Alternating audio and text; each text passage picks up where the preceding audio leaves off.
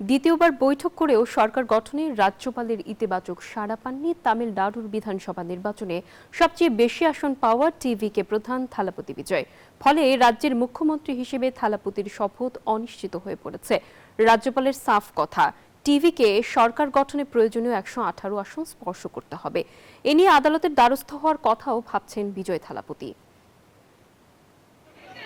তামিলনাড়ুতে সরকার গঠন নিয়ে নাটকীয়তা চলছেই, বাড়ছে অনিশ্চয়তা। প্রথমবার নির্বাচনে অংশ নিয়েই 108 আসনে জয় পায় অভিনেতা রাজনীতিবিদ থালাপতি বিজয়ের দল টিভিকে। এরপর থেকেই জোট গঠনে চলছে টিভিকে দৌড়ঝাঁপ। শর্ত সাপেক্ষে কংগ্রেসের সমর্থনে আসনের অঙ্ক দাঁড়ায় 2013-তে। তা নিয়ে নতুন সরকার গঠনে রাজ্যপালের কাছে যান থালাপতি।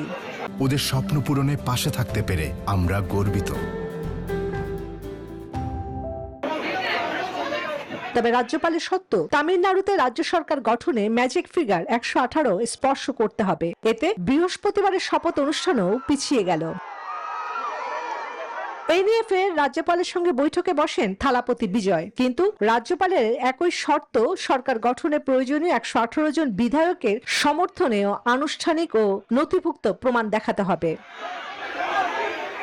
এক্ষেত্রে AIADMK এর সঙ্গে জোট করাই হতে পারে সবচেয়ে ভালো বিকল্প, বলছে দেশের রাজনৈতিক বিশ্লেষকরা। তারা বলছেন, টিভিকে জোট গঠন করতে না পারলে রাজ্যপাল নবনির্বাচিত বিধানসভা স্থগিত করতে পারেন এবং কেন্দ্রকে রাষ্ট্রপতি শাসন জারির সুপারিশও করতে পারেন। এতে নতুন করে নির্বাচন অনুষ্ঠিত ছাড়া বিকল্প থাকবে না। এই পরিস্থিতিতে গুঞ্জন উঠেছে বিজয় থালাপতি আদালতের দ্বারস্থ হওয়ার কথা বিবেচনা করছেন।